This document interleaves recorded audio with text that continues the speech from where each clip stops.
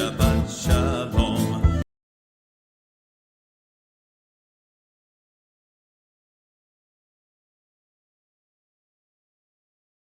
Shabbat Shalom, amigos, queridos. Gente, como é bom mais uma vez, eu e a Vani Camargo estamos juntas para falar um pouquinho daquilo que a gente está aprendendo.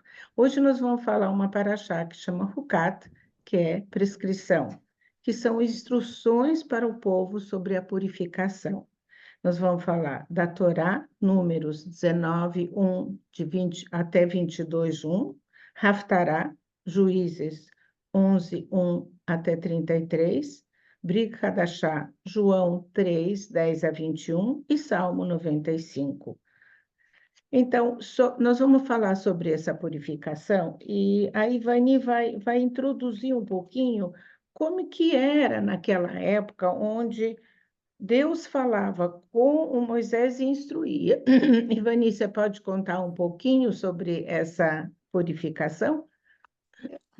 Olá, Shabbat Shalom para vocês. Eu sou a Ivani, estou aqui junto com a Vandinha, feliz da vida, para falar sobre a, a palavra de Deus, certo, Vandinha? Certíssimo.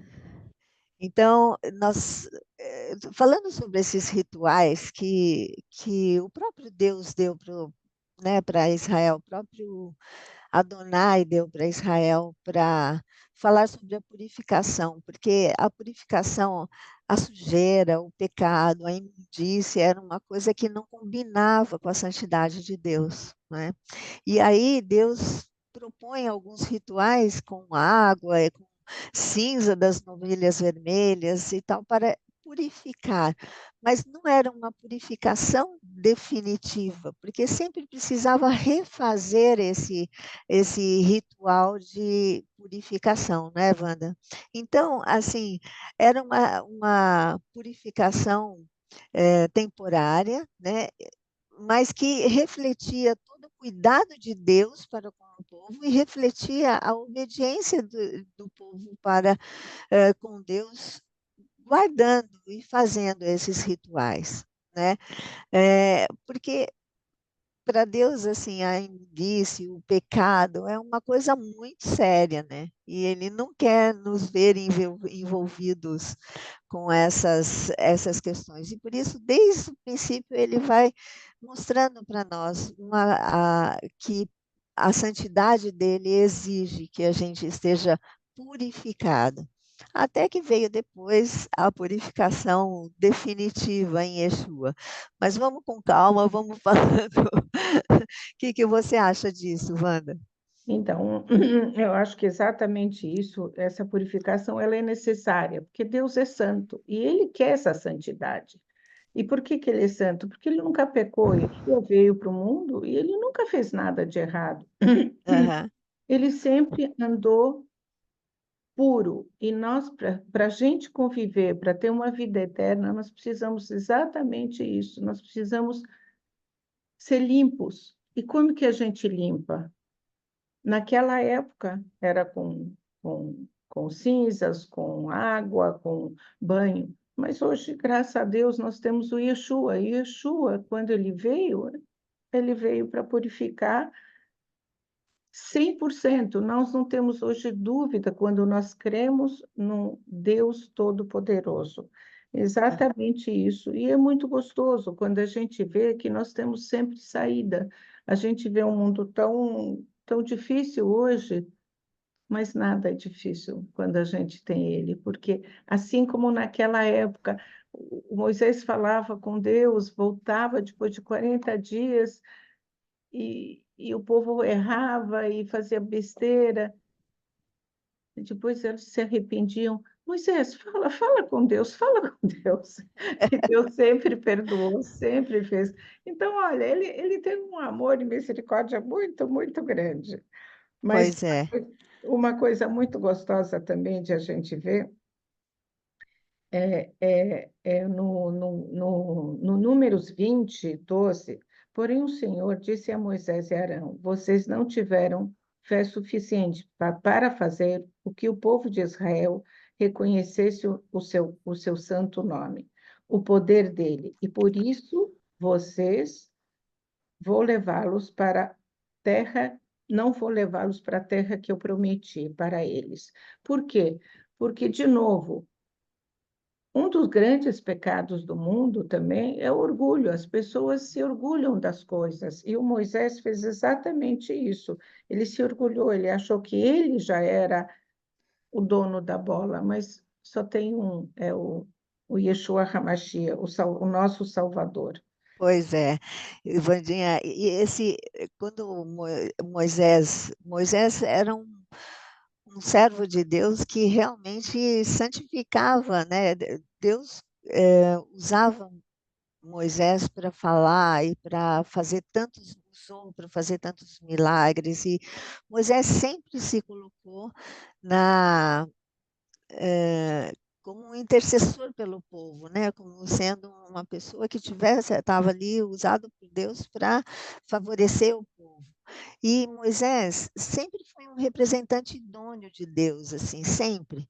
Mas nesse episódio da água, porque teve um lá que foi relatado em Êxodo, né, que fala de Massá, que o povo pedia água, pedia, por que Moisés tinha tirado eles do, do Egito, eles pensavam que era o Moisés que estava tirando, nem pensavam que era Deus que estava tirando eles lá do Egito, né? Então, assim, ah, e aí nesse episódio de Números aqui, que em Meribá, que Moisés de novo pede para Deus, Deus, nós estamos precisando de água, e Deus fala para ele, pega o seu bastão e vai lá que a água vai sair.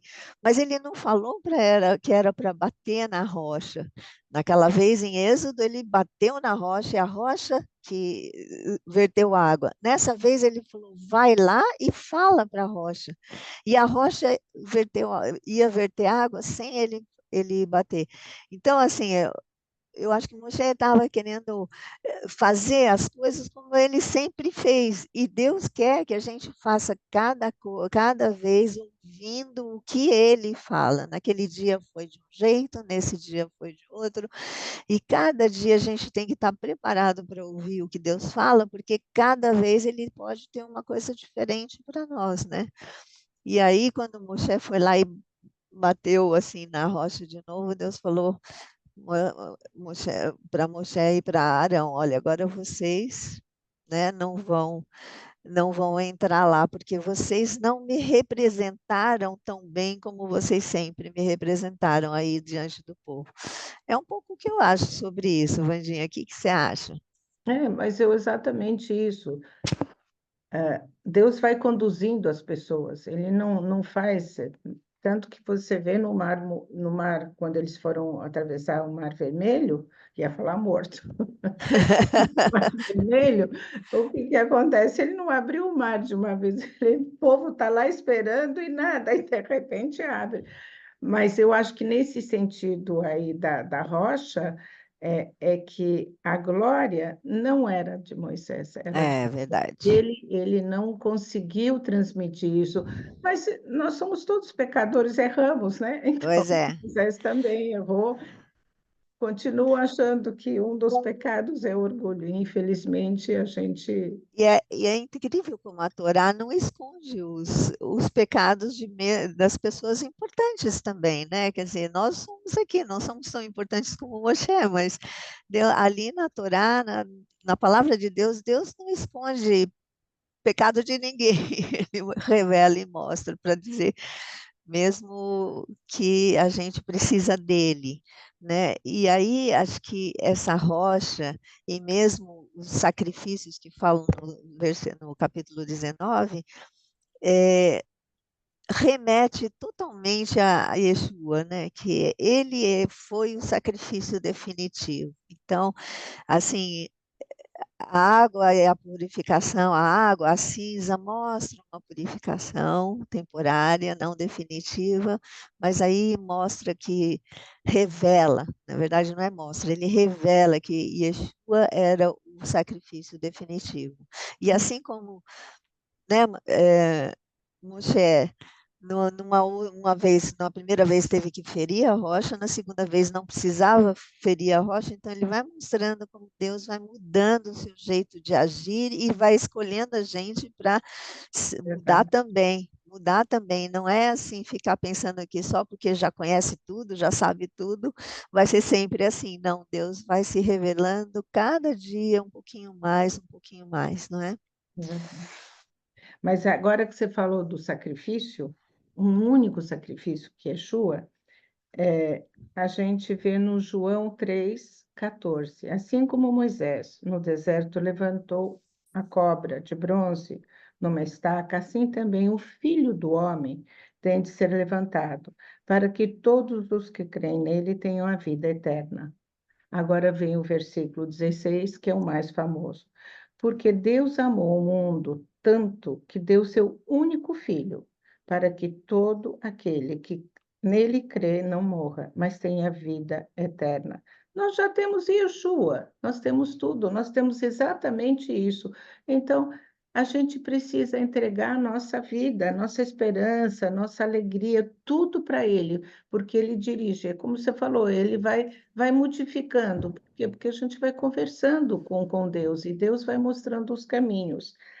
E também uma coisa que eu acho muito legal é no Salmo 95. Eu sempre gosto da alegria, da esperança.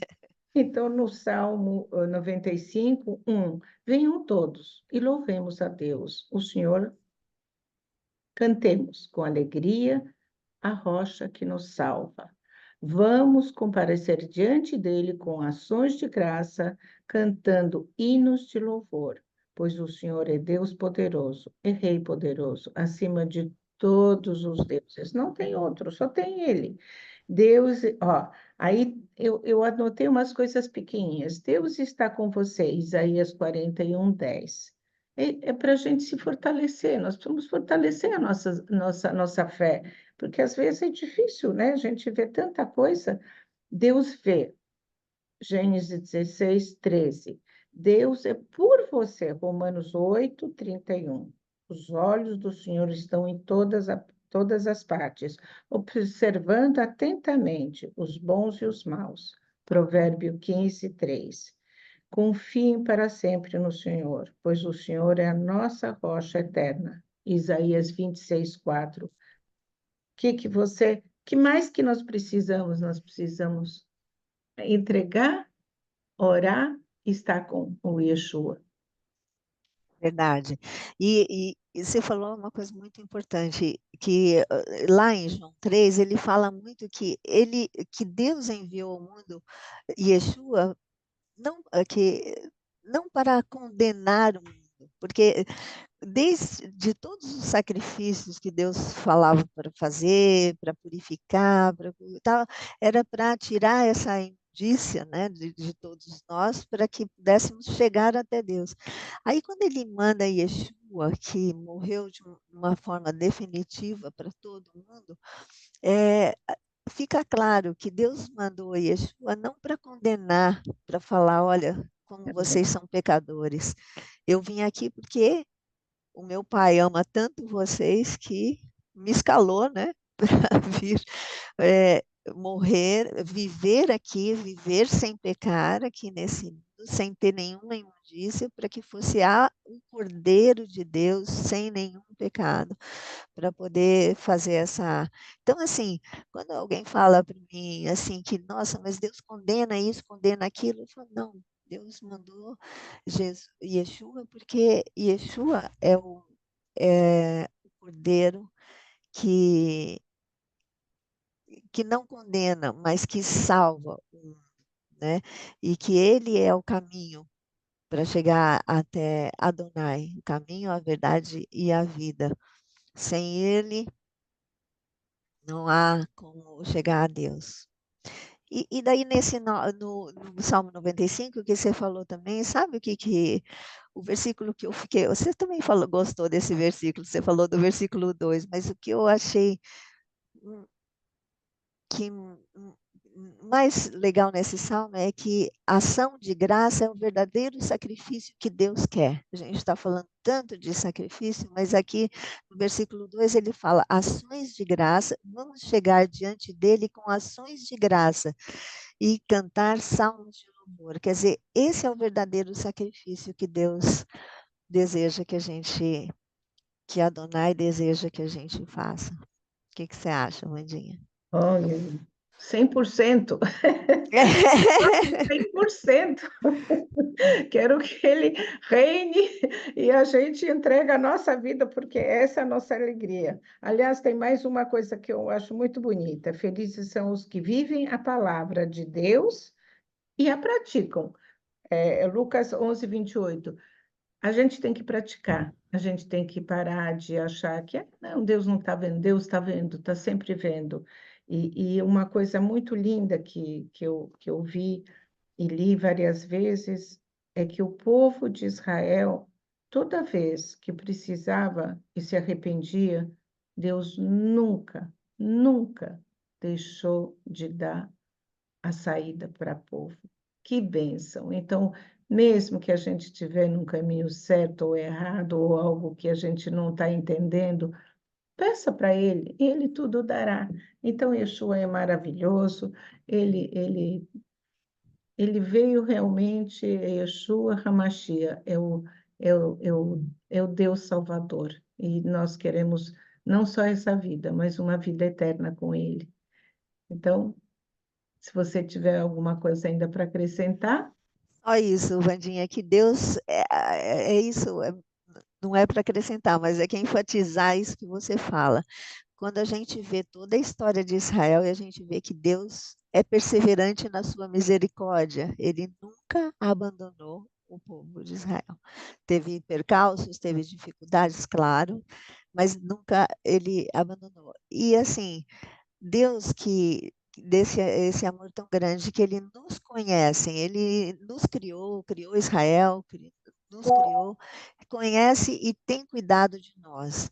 E quando nós o adoramos é que nós o conhecemos. Então, cada vez que a gente adora, a gente conhece a Deus um pouquinho mais. E isso é um incentivo para que a gente o adore sempre, né? Amém. Então, nessa adoração, vamos terminar. Shabbat Shalom, amigos. Muito obrigado por ouvirem a gente. Que Deus Todo-Poderoso, esse Yeshua HaMashiach, possa estar no coração de cada um e dando alegria, felicidade, porque Ele está no controle. A vida sempre foi difícil, vai continuar difícil. A gente é disciplinado com dificuldades, né? Até o Moisés foi Verdade. disciplinado. Então, vamos em frente. Obrigado por nos ouvirem mais uma vez. Shabbat Shalom, Ivani também. E Shabbat Shalom a todos. Shabbat Shalom.